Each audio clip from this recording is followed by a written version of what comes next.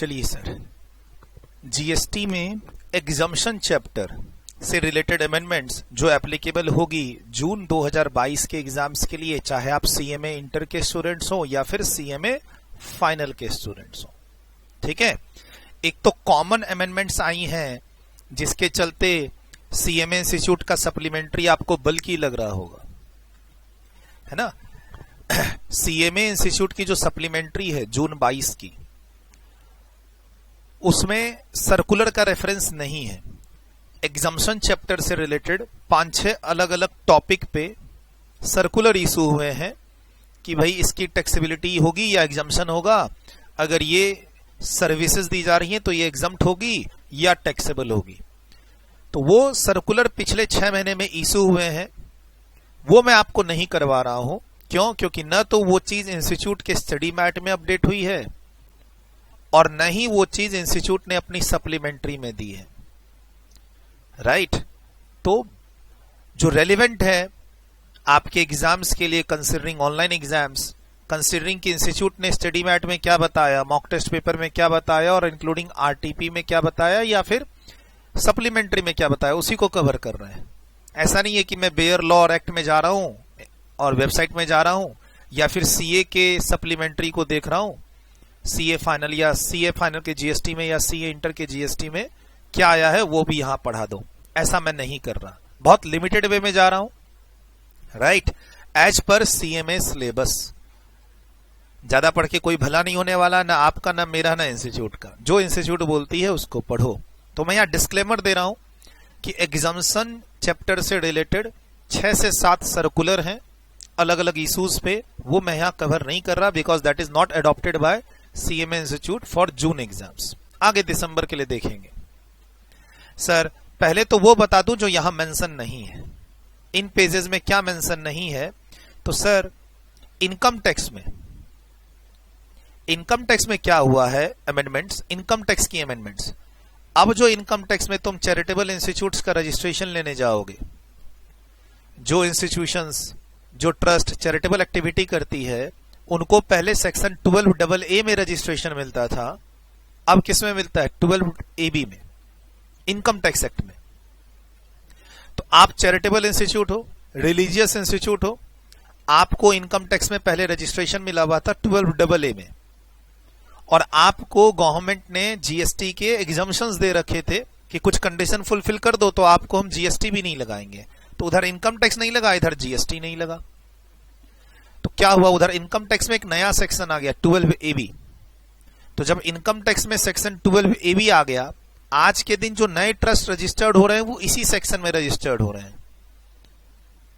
तो खाली क्या ध्यान रखना है आपको, आपके एग्जम्पशन चैप्टर में, जीएसटी के सिलेबस में जो एग्जम्पशन चैप्टर है आपका जून 22 के एग्जाम के लिए, जहां जहां 12A है वहां वहां साथ में 12AB भी रखना है बस। सर 12AA भी रहेगा? हाँ, जो लोग 2 साल पहले रजिस्टर्ड हैं, जो ट्रस्ट 2 साल पहले इनकम टैक्स में रजिस्टर्ड है, उनके पास 12AA का रजिस्ट्रेशन सर्टिफिकेट है। अब जो लोग नया रजिस्ट्रेशन ले रहे हैं उनको 12AB में सर्टिफिकेट मिल रहा है इनकम टैक्स में। तो आपको दोनों रेफर करना पड़ सकता है एग्जाम में अगर जरूरत पड़े तो। हालांकि ये एक प्रोसीड्यूरल अमेंडमेंट है, इसको आप कोई टेक्निकल अमेंडमेंट नहीं कहेंगे कि आपका पढ़ाई एकदम खराब हो गया, सर मैं तो इतनी मेहनत किया हुआ था अपने एग्जाम के लिए, अब देखो ना ये अमेंडमेंट मुझे परेशान कर रही है। तो सर अमेंडमेंट ऐसी होती ही नहीं है जो आपको परेशान करे, ये ध्यान रखना। ठीक है, कभी कभार किसी चैप्टर में, जैसे पिछली बार रिटर्न चैप्टर में काफी अमेंडमेंट्स आ गई तो पूरा का पूरा चैप्टर ही नया पढ़ा के देना पड़ा आपको। 4.5 घंटे की वीडियो यूट्यूब पे है as a part of December 2021 amendments. तो वो कभी कभार अमेंडमेंट्स आते हैं किसी किसी चैप्टर में, जैसे पिछली बार मेजर अमेंडमेंट्स आ गया रजिस्ट्रेशन चैप्टर में और रिटर्न चैप्टर में। इस बार वैसा किसी चैप्टर में नहीं है। वॉल्यूम 1 और वॉल्यूम 2 किसी भी चैप्टर में वो मेजर अमेंडमेंट्स नहीं है कि आप किसी चैप्टर को कंप्लीट कर चुके हो अब उसमें 4-5 घंटे और देने पड़ रहे हैं, ऐसा किसी में नहीं है। ठीक है, तो सर खाली क्या करना है आपको, जहां जहां सेक्शन 12AA का रेफरेंस है वहां वहां आपको 12AB का भी रेफरेंस दे देना है। फॉर एग्जाम्पल यहां मेरा छूट गया है तो यहां आप ठीक कर लो। पेज नंबर 3 पे एक रेफरेंस है, उसके बाद पेज नंबर 4 पे एक रेफरेंस है, पेज नंबर 4 पे एक रेफरेंस है। मेरी बुक को अगर फॉलो कर रहे हैं तो यहां पर एक रेफरेंस है 12AA का, एंट्री इन पॉइंट नंबर 2 पे, यहां पे 12AB है। एक फिर पेज नंबर 5 पे है, पॉइंट नंबर 3।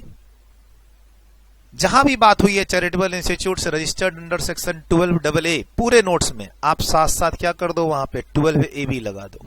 बस इतना करो आप। एक चले जाओ पेज नंबर 28 पे। मैं पहले इसको ही ठीक करवा देता हूं सर, बता देता हूं कहां कहां 12AA का रेफरेंस है। यहां पर देखो पेज नंबर 28 पे एंड पॉइंट नंबर 66। आपके पास मान लो 7th एडिशन बुक होगी तो एक दो पेज आगे पीछे चले जाओ।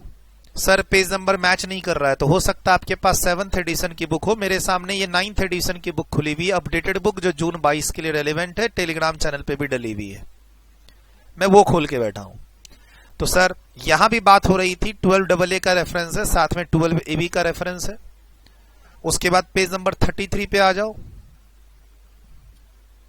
मतलब इसे अमेंडमेंट नहीं कहोगे, ठीक है। अब 12AA के साथ साथ एक और सेक्शन आ गया तो डाल दो। जहां जहां भी चैरिटेबल इंस्टीट्यूट्स और एंटिटी की बात हुई है 12AA वाली, वहां वहां 12AB कर दो। सर 33 पे आ गए।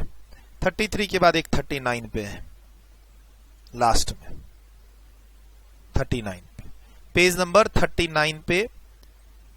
अगर आपके पेजेस मैच नहीं कर रहे हैं तो एक दो पेज आगे पीछे जाओ, मैं पॉइंट नंबर भी बता ही रहा हूं। यहां पॉइंट नंबर 3 में सेक्शन 12AA के बगल में 12AB आ गया। हार्डली मैटर है ना। और कहीं सिलेबस में 12AA है क्या? काफी जगह है।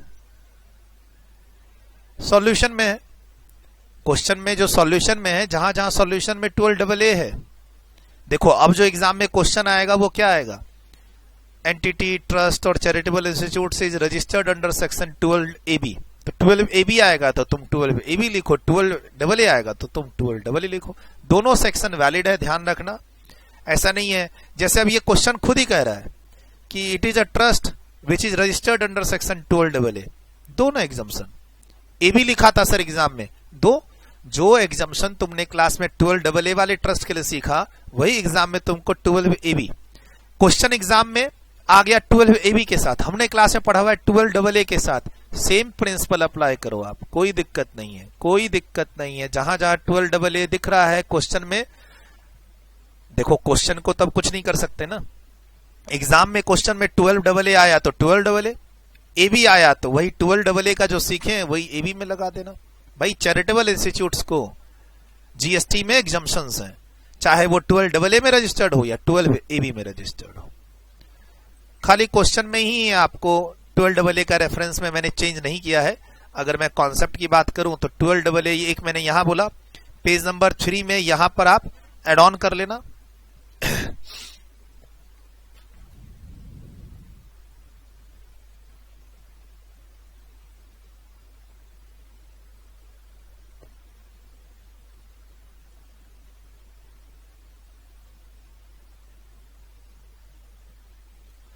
ठीक है, और एक बार देख लेता हूं कोई मिस तो नहीं हुआ है। 12AA के बगल में देख रहा हूं 12AB होना चाहिए, है, फिनिश है, मतलब हर जगह कोई मिस्टेक नहीं है। अब आ जाते हैं सर इस चैप्टर में, इसके अलावा अच्छा इसी चीज को इंस्टीट्यूट ने अपनी सप्लीमेंट्री में क्या किया है, वो सिर्फ इतना ही बता देती कि यहां 12AB का अमेंडमेंट आया है, उसने पूरी की पूरी एग्जम्पशन ही वहां रिप्रोड्यूस कर दी। तो बच्चे डर गए, अरे इतना कितना अमेंडमेंट्स आया है।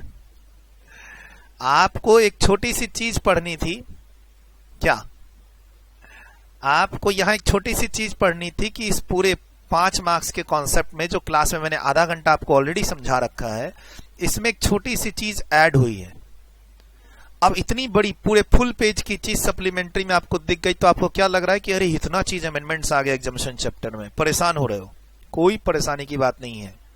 आपका जो रेगुलर बैच था उसमें 6 से 7 क्लासेस ली थी, ठीक। दिसंबर 21 के लिए इस चैप्टर में कोई अमेंडमेंट ही नहीं थी। तो बचाइए, आपको क्लासेस में 7th एडिशन की GST बुक और 7th एडिशन की GST की क्लास में 6 या 7 क्लास में इस चैप्टर को कंप्लीट कराया हुआ है। उसके बाद आओ दिसंबर 21 की अमेंडमेंट, कोई अमेंडमेंट है ही नहीं। उसके बाद आओ जून 22 की, तो वो कर ही रहे। तो हार्डली मैटर्स। और अमेंडमेंट्स क्या है, आ जाओ अब चलते हैं पेज नंबर 8 पे। पेज नंबर 8 की जो अमेंडमेंट्स हैं, ये अमेंडमेंट्स डिस्कस नहीं हो रही है, इंस्टीट्यूट ने अपने सप्लीमेंट्री में भी नहीं दिया है। अब आई डोंट नो क्यों नहीं दिया है। सीएमए इंस्टीट्यूट का कट ऑफ डेट है 30 नवंबर, ये नोटिफिकेशन 18 नवंबर को आ चुका है, बट इफेक्टिव कब से हो रहा है? 1 जनवरी 2022 से। हो सकता है इसीलिए इंस्टीट्यूट ने सप्लीमेंट्री में ना दिया हो, और सीए वाले डिस्कस नहीं कर रहे हैं इसको। क्यों अभी डिस्कस नहीं कर रहे हैं? क्यों? उनका कट ऑफ डेट चलता है 31 अक्टूबर, उनका कट ऑफ डेट चलता है 31 अक्टूबर, हमारा चलता है 30 नवंबर। हमें डिस्कस करना पड़ेगा। लेकिन अब क्या है, सप्लीमेंट्री में भी इसकी एंट्री नहीं हो रखी। जो इंस्टीट्यूट ने सप्लीमेंट्री रिकमेंड की है जून एग्जाम्स के लिए, उसमें इसकी एंट्री नहीं होनी चाहिए थी। एनीवे, चलो कर लेते हैं, छोटा सा ही है। क्या अमेंडमेंट है सर? एक्चुअली मैं आपको पहले ये बता दूं कि ये जो सेक्शन 9(5) आप पढ़े हो ना चैप्टर 4 में, पेज नंबर 5.3 में सेक्शन 9(5) इको का कॉन्सेप्ट, कि 3 सर्विसेज के केस में हाउसकीपिंग, होटल एकोमोडेशन और transportation, radio taxi, motor cab, maxi cab और अदर मोटरसाइकिल, इन 3 केसेस में जो एक्चुअल सर्विस प्रोवाइडर हैं, जो ये लोग सर्विसेज दे रहे हैं, वो जीएसटी नहीं पे करते, न रिवर्स चार्ज लगता है। अलग से ही हमने बोला एग्रीगेटर इको को जीएसटी पे करने के लिए। आप इसे रिवर्स चार्ज नहीं कहोगे, ऐसी बात क्लास में हो चुकी है। 9(3), 9(4) को रिवर्स चार्ज बोलते हैं। 9(5) में बोलते हैं कि इस पर इन 3 सर्विसेज पे जीएसटी कौन देगा? इको। ठीक है, इको देगा। तो गवर्नमेंट ने क्या बोला है कि अगर यहां इन सर्विसेज में कोई एग्जम्पशन है तो हम एग्जम्पशन इको को नहीं देंगे, इको हैज टू पे जीएसटी। तो एग्जम्पशन चैप्टर में यही अमेंडमेंट आई है बेसिकली, पढ़ लेते हैं उसको भी। लेकिन एक बात और बता दूं, इसमें भी अमेंडमेंट्स हैं, बट वो अमेंडमेंट्स 1 जनवरी 2022 से इफेक्टिव हैं फॉर दिसंबर 22 एग्जाम्स, इसीलिए उसको यहां नोट्स में मैंने कवर नहीं किया। इनफैक्ट सीएमए इंस्टीट्यूट ने भी अपनी सप्लीमेंट्री में इसकी अमेंडमेंट को कवर नहीं किया, 9(5) की अमेंडमेंट को। सेक्शन 9(5) में 3 सर्विसेज में एक चौथी सर्विसेज और ऐड हो गई है रेस्टोरेंट को लेके, और इसमें अमेंडमेंट्स आई हैं इसके अंदर अब बस भी आ सकती हैं, कुछ वो बोल के अमेंडमेंट्स आई हैं। बट कोई बात नहीं, उस अमेंडमेंट्स को हम लोग अगले अटेम्प्ट में डिस्कस कर लेंगे दिसंबर 22 के लिए। अभी तो जून 22 की बात हो रही है।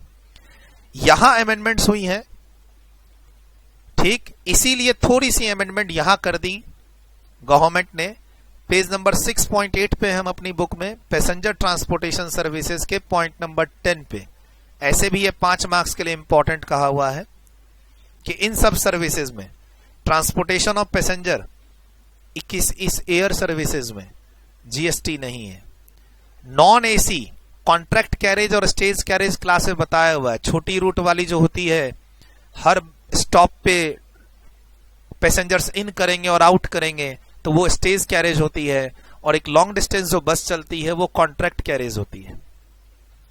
अगर एसी बस है, यहां भी अगर एसी बस है तो जीएसटी लगेगा, ये क्लास में पढ़े हुए हैं। नॉन एसी बस है तो फिर वो कंडक्टेड टूर, यानी वो जो नहीं बोलते बुकिंग करा के, यहां एग्जांपल दिया था कि कॉलेज ट्रिप गया है, बाहर बच्चों को लेके 5 बस की बुकिंग हुई है, तो सर वो बुकिंग नॉन एसी बस की हो या एसी बस की हो, कंडक्टेड टूर जीएसटी लगेगा। और स्टेज कैरेज नॉन एसी है तो नहीं लगेगा, एसी है तो जीएसटी लगेगा। तो यहां हम लोग क्लास में काफी एनालिसिस किए। अब उसी पे ये अमेंडमेंट है, इफेक्टिव फ्रॉम 1 जनवरी 2022। नोटिफिकेशन 18 नवंबर का है, इसीलिए मैंने अपनी बुक में ले लिया, क्योंकि हमें 30 नवंबर तक की कट ऑफ डेट पढ़नी है। इंस्टीट्यूट की सप्लीमेंट्री में ये डिस्कस नहीं है, मतलब चांसेस कम रहेंगे आने के, फिर भी ध्यान रख लेना क्या कि सर ये एग्जम्पशन मिलेगा। नॉन एसी बस है, एग्जम्पशन मिलेगा। Non AC stage carriage transportation of passenger हो रहा है, transportation of passenger bye non AC stage carriage, exemption मिलेगा। लेकिन अगर ये सर्विसेज इको दे और गवर्नमेंट ने 9(5) में नोटिफाई कर दिया कि इस पर जीएसटी इको देगा, तो इको को एग्जम्पशन नहीं मिलेगा। समझ रहे हो? अगर इन पर जीएसटी इको देगा ये अमेंडमेंट है कि अगर ये सर्विसेज जो अभी अभी आप पढ़ रहे हो एग्जम्प्ट है, अगर ये सर्विसेज इको प्रोवाइड करेगा और एज पर सेक्शन 9(5) इको को जीएसटी, मतलब ये सर्विसेज इको के थ्रू दी जा रही है। तुमने किसी ऑनलाइन प्लेटफॉर्म पे बस बुक कराई है, भाई तुम नॉर्मल बस स्टॉप पे जाके बस का इंतजार कर लो, बस आ जाएगी तो उस पर चले जाओ और आगे स्टॉपेज पे उतर जाओ। हो सकता है कि कुछ प्राइवेट बसेस ऐप लॉन्च कर दे कि आप कंडक्टर से परेशान क्यों होते हैं, हमारी ऐप के थ्रू आप बुकिंग करा लो और ऐप के बारकोड को स्कैन कर लो और चलते रहो आप बस में। फैसिलिटी धीरे धीरे आ जाएगी, शुरुआत हो रही है ये। भाई ऐप बेस्ड बस की बुकिंग आप कर रहे हो, नॉन एसी बस की बुकिंग ऐप बेस्ड यानी एग्रीगेटर के थ्रू, और अगर गवर्नमेंट 9(5) में कहती है कि उस पर एग्रीगेटर जीएसटी पे करेगा तो एग्रीगेटर को पे करना पड़ेगा, एग्जम्पशन नहीं मिलेगा। बस इतना तुमको ध्यान रखना है यहां पे। If these two services which are normally exempt if provided by aggregator eco and notified under section 9(5) that eco has to pay GST on these services, exemption will not be continue to eco. eco को exemption से बाहर रखा गया है। Radio taxi को बाहर रखा गया, क्लास में बताया था कि रेडियो टैक्सी, ठीक है, रेडियो टैक्सी को exemption से बाहर रखा हुआ है, मतलब हम इसको टैक्स करेंगे। क्यों? क्योंकि रेडियो टैक्सी अगेन वही चीज थी, ऐप बेस्ड बिजनेस था ओला उबर का, लाखों करोड़ों रुपए की रेवेन्यू जनरेट होती है। तो अब क्या हुआ, ये लोग धीरे धीरे ना नॉन एसी बसेस की सर्विसेज में भी आ गए हैं एग्रीगेटर्स, कि आप ऐप पे जाइए, जैसे सुनते ना ऐप पे जाओ बाइक बुक करा लो, ऐप पे जाओ आप ऑटो बुक करा लो, पढ़ते हो आप, सुनते हो, न्यूज़पेपर में आता है, इनफैक्ट ट्रैवल भी किए होंगे आप शायद। ऐप के थ्रू आप ऑटो बुक कर लेते हो, ऐप के थ्रू बाइक बुक कर लेते हो, तो those are not radio taxi. अब क्या करें? तो गवर्नमेंट ने बोला कि भाई एक तो पहले 9(5) को अमेंड करो, इको को वो सर्विसेज नोटिफाई करके बोलो इको टैक्स देगा उस पे, और यहां एग्जम्पशन इको को मत दो।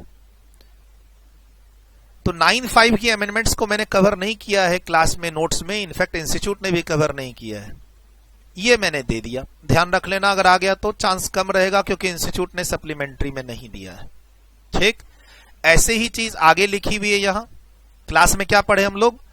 मीटर्ड कैब, काली पीली टैक्सी और auto rickshaw including e rickshaw services, transportation of passenger की सर्विसेज अगर आप काली पीली टैक्सी से लेते हैं, that is not a radio taxi. Radio taxi में 2 वे कम्युनिकेशन होता है, कॉमन बुकिंग सेंटर होता है, ठीक है। जैसे कि वो आप ना पहले चलता नहीं था क्या,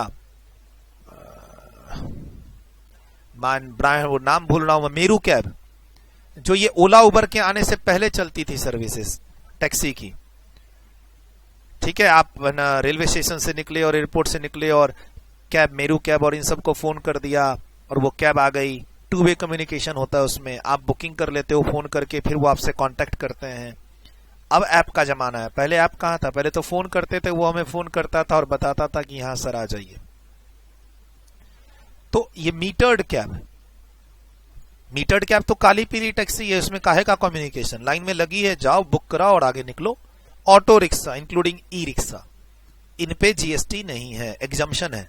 लेकिन अगेन गवर्नमेंट कहती है कि अगर ये सर्विसेज, ये वाली अभी जो हाईलाइटेड है, अगर ये सर्विसेज इको देगी और 9(5) में नोटिफाइड है कि इको को जीएसटी देना है, तो इको को जीएसटी देना पड़ेगा, एग्जम्पशन नहीं मिलेगा।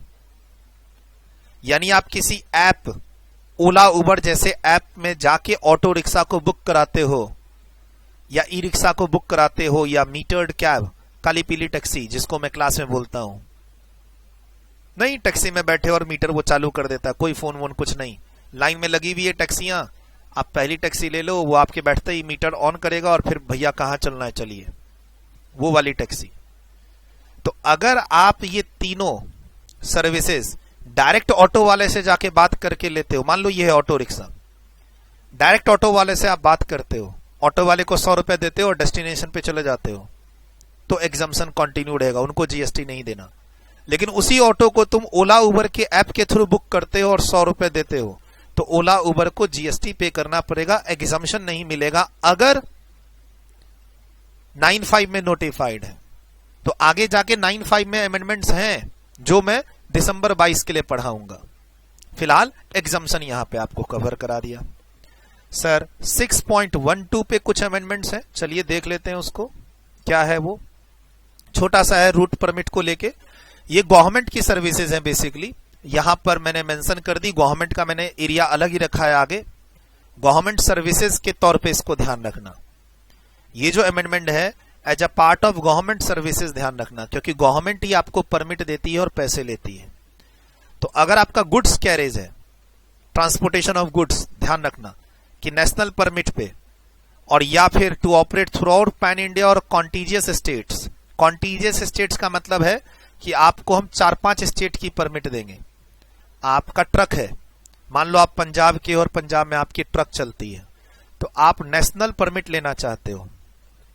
2 तरह की परमिट मिल गई इसमें। एक होता है कि पूरे इंडिया में कहीं भी जा सकते हो, और एक और परमिट मिलता है जिसमें बोलता है 4-5 स्टेट में कहीं भी जा सकते हो। तो मान लो पंजाब का है तो पंजाब से निकल के मैं हिमाचल प्रदेश चला जाऊंगा ट्रक लेके, हरियाणा चला जाऊंगा, दिल्ली आ जाऊंगा, यूपी चला जाऊंगा, और कितनी दूर जाऊंगा, मुझे एनसीआर को ही सर्व करना है, राजस्थान तक चला जाऊंगा। तो एक वो भी परमिट निकलती है, लेकिन कहलाती national route permit, national permit ही है। आपको सिंपल याद रखना है क्या, कि आपने गवर्नमेंट को कुछ पैसे दिए हैं और नेशनल परमिट मिली आपको गुड्स कैरेज की। वो जो पैसे दिए हैं उस पैसे पे जीएसटी नहीं है। As a part of government services इसको हाईलाइट कर लो। इफेक्टिव फ्रॉम 1 अक्टूबर 2021 आपके एग्जाम के लिए ध्यान रखना है आपको। सर अगली अमेंडमेंट्स 6.12 के बाद 29 पे है।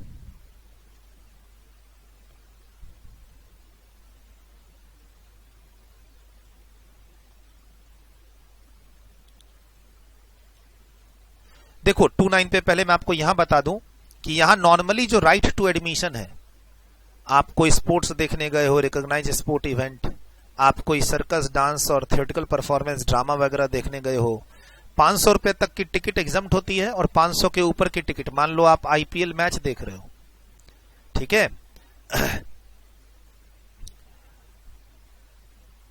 मान लो आप आईपीएल मैच देख रहे हो या प्लेनेटोरियम में गए हो और वो टिकट 800 रुपए की है, तो उस पर जीएसटी लगेगा। लेकिन अगर टिकट 500 रुपए और उससे कम की है तो जीएसटी नहीं है। ये तो ठीक है, लेकिन आगे जाके देखो यहां कोई रुपए की लिमिट नहीं है। आप टाइगर रिजर्व में जा रहे हो, नेशनल पार्क में जा रहे हो, मान लो 1000 रुपए की एंट्री टिकट है, तो यहां कोई अमाउंट की लिमिट नहीं है। तो ये चीज आपको ध्यान रखना पड़ेगा। और इसी से रिलेटेड यहां एक छोटी सी अमेंडमेंट्स है। एक्चुअली लॉकडाउन के कारण, कोविड वेव के कारण ये FIFA you under 17 women world cup हुआ ही नहीं। 2020 में इंडिया में होना था, रीशेड्यूल हो गया। तो अब इस एग्जाम्शन का क्या करें? तो गवर्नमेंट बोलती है ठीक है ना, एग्जाम्शन रखो, खाली यहां पर ऐड कर दो व्हेन एवर रीशेड्यूल्ड। भाई ये 2020 के नाम से वर्ल्ड कप है, to be hosted in India, FIFA under 17 women's world cup 2020 to be hosted in India whenever rescheduled. एक छोटी सी लाइन इसमें ऐड हो गई, ठीक है। तो सर जब भी ये शेड्यूल्ड होगा, मान लो उसकी टिकट 1500 रुपए की है, तो टिकट लेके जब आप देखने जाओगे तो यहां आ जाओ 73 में एग्जाम्शन। और ये तो वो जो फीफा फेडरेशन है इसकी, जो ये मैच करवाएगी इंडिया में, तो अगर हम उनको कोई सर्विसेज दें या वो कोई सर्विसेज इंडिया में किसी को दें, सर्विसेज प्रोवाइडेड बाय और टू दोनों है, तो ये सर्विसेज लें या दें for this event in India, GST के दायरे में ये नहीं आएंगे। सर्विसेज सर्टिफाई होनी चाहिए मिनिस्ट्री से। अब ऐसी ही मिलती जुलती कुछ अमेंडमेंट्स और आ गई हैं किससे रिलेटेड, एशियन फुटबॉल कॉन्फेडरेशन से रिलेटेड। सर इनका भी AFC women Asia cup 2022 India में होना है। तो यहां भी 74B नंबर जो मैंने दिया है, ये नंबर सब मेरे हैं, नोटिफिकेशन के नंबर अलग है, नोटिफिकेशन में एंट्री नंबर चलता है वो अलग है। मैंने ये सीरियल नंबर अपने दिए अपनी बुक में। आपको एग्जाम में वो एंट्री नंबर याद नहीं करना है, नोटिफिकेशन के एंट्री नंबर याद नहीं करने हैं, बाकी मैंने अपने सीरियल नंबर दिए हुए हैं, पास में रख दिया। जैसे फीफा वुमेन्स वर्ल्ड कप 2020 जब भी होगा, इसकी जो फेडरेशन है फीफा, वो किसी को सर्विस दे या किसी से सर्विस ले, जीएसटी नहीं लगेगा। और इनके मैच जो भी देखने आएंगे, जितने भी रुपए की टिकट होगी, जीएसटी नहीं लगेगा। क्लियर? वैसे ही ये देखो, service provided by and to, please ध्यान रखिएगा, 9th एडिशन की ये बुक मेरे सामने है, 6.29 पेज पे है। अब आप क्या करेंगे? सर मेरे पास तो 7th एडिशन की बुक है। तो कोई बात नहीं ना, लिख लीजिए, और या फिर रेलिवेंट पेजेस के प्रिंट आउट निकाल लीजिए। छोटी छोटी अमेंडमेंट्स हैं, लिख लीजिए, रेलिवेंट पेजेस के प्रिंट आउट निकाल लीजिए। ठीक है, मैंने वो ये नोट्स बुक सब शेयर कर रखा है आपके टेलीग्राम चैनल पे। अलग से मैंने पेजेस भी मैं क्या करता हूं, जैसे ये पेज पे अमेंडमेंट है तो इस पेज को शेयर कर रखा है, आप उसका प्रिंट आउट निकाल लो। बुक में चले जाओ, बुक का वो पेज नंबर सेलेक्ट करके प्रिंट आउट निकाल लो। बहुत सिंपल है, पीडीएफ का पेज नंबर सेलेक्ट करो, प्रिंट आउट रेलेवेंट पेज निकालो। छोटी अमेंडमेंट है तो अपनी बुक में चेंजेस कर लो। अमेंडमेंट्स है तो है, पढ़ना तो पड़ेगा। पहले देखो, एक होता है कि सर आपने हमें बताया नहीं, सब कुछ बता रखा है आपको, ट्रांसपेरेंसी मेंटेन की भी है, अमेंडमेंट पढ़ना है तो पढ़ना है। कहता है services provided by and to, दोनों, क्या तो ये सर्विसेज लेंगे या देंगे इंडिया में अपने इस प्रोग्राम को लॉन्च करने के लिए।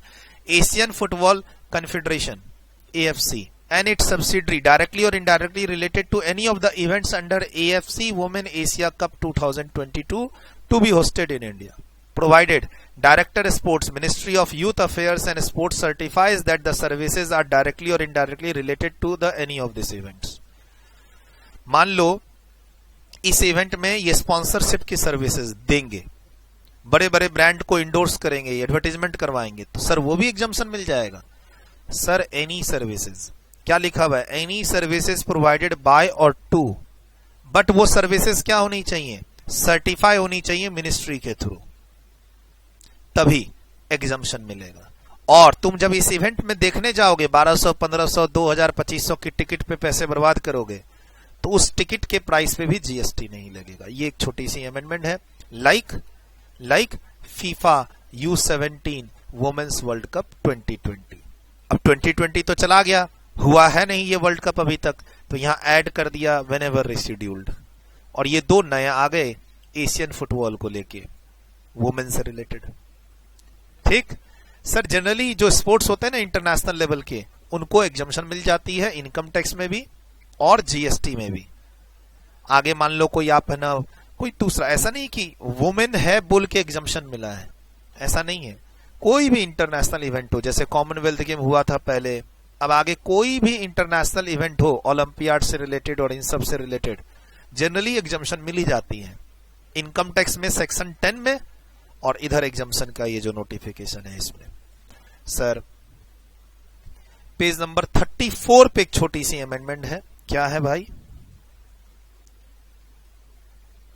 मैंने कोशिश की है कि आपके पास जो बुक है उसी के पेज के आसपास मेरा पेज हो, एक आध पेज आगे पीछे कर लोगे तो मिल जाएगा अपनी बुक में। हो सकता है सेम पेज पे चले जाओ तो मिल जाए, मिलेगा नहीं, नोट करना पड़ेगा। अब जो चीज नहीं आई है वो आपकी बुक में कैसे मिलेगी?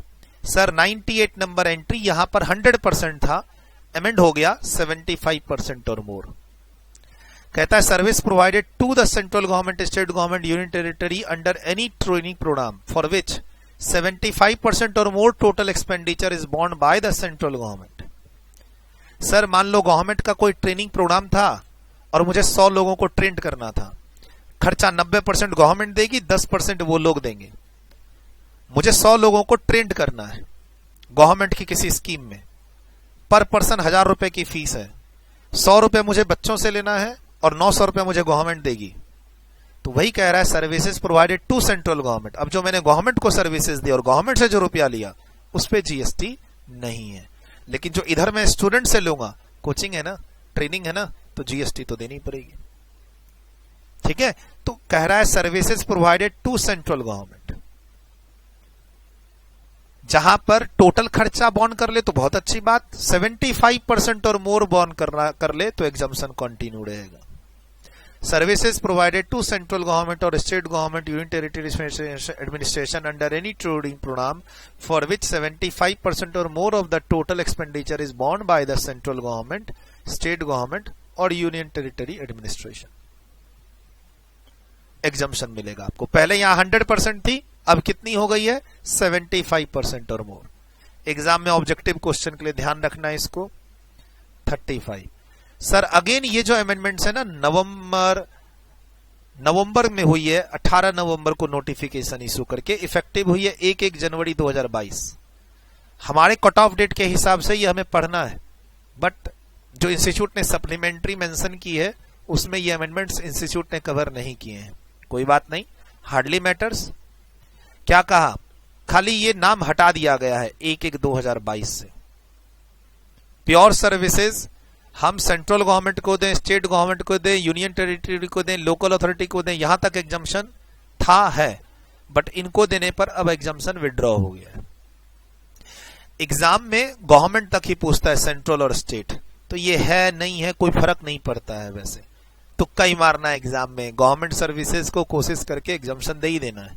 लेकिन अब जब प्योर सर्विसेज है यहाँ पे तो फिर प्योर ही होना चाहिए। बोला गुड्स नहीं मिल सकता है, एक 25% वाला। यहां पर गुड्स की वैल्यू मिला के आप सर्विसेज दो। आप गवर्नमेंट को एक सर्विसेज दे रहे हो जिसमें गुड्स भी इन्वॉल्व है, तो एग्जाम्शन मिलेगा।